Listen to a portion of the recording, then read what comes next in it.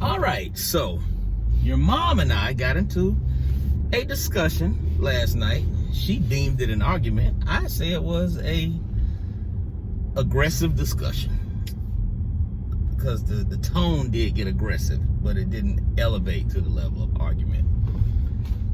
I was listening to something and it made me think about you and your current status in life at 19, going on 20 in what, 6 months? So you're 19 and a half. About 5. Okay, 19 and a half, and you're going into your second year of college. I mentioned to your mom, I said, well, at this point in her life, going on 20, I said in the next 2 to 3 years, she needs to be planning her wedding. Your mom said, well, I don't agree with that necessarily. I don't agree with that. I think that, she's at a point where she needs to be living her life, getting ready to live her life, getting out of college and getting out on her own, being prepared to live her life. And I said, well, why could she not be preparing for her wedding while she's living her life? I said, because I went to high school with 4 couples that I can think of off the top of my head. They got together when we were in high school and are still together now in their 50s. She said, well, you need to live your life and maybe, Jaden he might be at a point 2 years from now where he says he wants to, kind of live his life a little bit. I said, okay, but what does that mean? Does that mean you go out and get your body count up? I mean, what does that mean? You go out and waste time with other people that you don't know anything about, that you don't. I said, the time to start planning and preparing for your future is when you're already with somebody that you've been with for a while. I said, why would they wait 5, 6 more years to start talking about getting married when they already been together for 3, 4 years? You know what I mean? It don't make no sense. Because at that point, you would have been together, 6, 7 years without no prospect of being, what's the point? Then what was the point of the whole 7 years? It's a waste of time. And why would you want to step back away from that you know is already working to go out and explore what? Well, some people do that. They feel like, they get into a situation and we've been here for however many years, and then they get hit with I wish I had done this, I wish I had done that, I should have, tried this and done that, but I was with this person this whole time, so I never got to really explore my options or whatever. Some people do that. Not everybody, but some people. But you know what that sounds like to me? That sounds like raising body counts. That's all that sounds like to me. I'm just gonna cut to the chase. That sounds like, I should have had a higher body count. I should be out here, sowing my oats, spreading my seed, whatever. I mean, in a city like Atlanta, that could be a very dangerous and unhealthy thing to do. Yeah. Yeah. Because there's really not much in Atlanta in the way of, suitable mates. So, yeah. I mean, as far as this conversation goes with my situation, we've had this discussion already amongst ourselves. Go ahead. I said, if a time ever comes where you feel like you want to do other things, then tell me that. Mm-hmm. Don't sneak behind my back. I'm gonna respect you more as a person if you come to me and you say, okay, well, I get that we've been together since we were 16.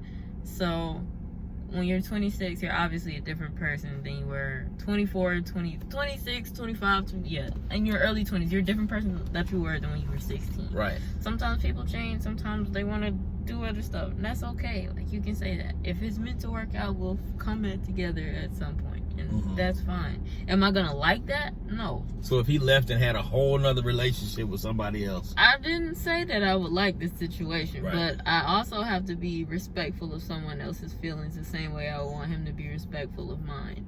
Mm-hmm. That's the way I look at the situation. Mm-hmm. But luckily for me, anytime that conversation is brought up, he says, well, that's not going to happen. So I'm very He says sure. That's not going to happen. I'm very sure of what he seems to be very sure in where he wants to go with this relationship. Which is as soon. So he's saying, if I look up at 23 and I'm doing well enough in whatever it is I'm doing work-wise that I feel like I could, handle managing a household, he would be prepared to say, look, I'm going to put a ring on it. Yeah. And we're going to set a date. Yeah. And it ain't gonna be one of them, you know, put a ring on it and then set a date for 4 years from now. It's gonna be one of them. We're gonna put a ring on it. We're gonna set this date 6 months from now. And Maybe not 6 months. I want a really dramatic wedding, but. What do you mean you want a dramatic wedding? What is I'm making everybody's pockets hurt. Let's just be glad that I stepped down from my initial wedding plans. What was the initial wedding plan? The initial wedding plans was to have it at Disney World in front of the Magic Kingdom, but that's going $30K off rip. So. Okay, so how dramatic are you talking now? Still pretty dramatic. I want a pretty dramatic wedding dress. Start there. Mm-hmm. I want a lot of sparkles, a lot of. I want everything to be over the top. Like, how many attendants? I don't know. Okay, well, We'll say 150 to 200, if that. That's attendees. I said how many wedding attendants. Oh, that means the chicks who stand on the side of you. Not many, honestly. I don't want a whole. Okay. So you're thinking church, you're thinking a theme wedding, you're thinking what? I have a list. Stay in the camera, please. I have a list of wedding venues already. You have a list of venues? Yeah. Such as? Give me some ideas. Such as? And this is for 3-4 years from now, possibly. Possibly, yeah. If we're in the right standing to do so. If it's not a smart decision, then there's no reason why I should be trying to be married or have a wedding. Right, because y'all gonna have to have money to pay for it. Exactly. Right. The Waldorf. Y'all are gonna have to have money to pay for it. You too. The Waldorf Astoria, Atlanta, Flourish Atlanta, the Piedmont Room, the Four Seasons, the Ritz, the Willys, Southern Exchange, or the Biltmore.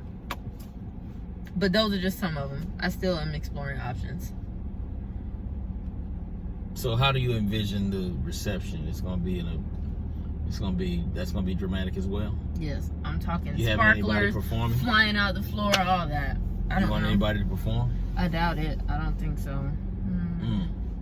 Maybe. We'll see. So we're not trying to have like Keith Sweat or nobody show up. Maybe not Keith Sweat. If anything, it'll probably be like Miguel. No. Maybe Charlie. Charlie Wilson? Yeah, maybe. Uncle Charlie? I like that song that he sings. So you would want Charlie Wilson to come and sing at your wedding? Maybe if possible. Yeah, that's probably gonna cost about $25,000. So yeah. Maybe if I cry. Maybe we can get a guy named Charlie Wilson. That's a pretty common name. We can find a guy named Charlie Wilson. That's what but I'm saying. He may not be Charlie Wilson from the Gap Band. He may be Charlie Wilson that works at Advanced Auto Parts, but he can sing. No. I'm just saying, you gotta go big or go home. You only get married once. I mean, not everybody, but I'm only getting married once. So,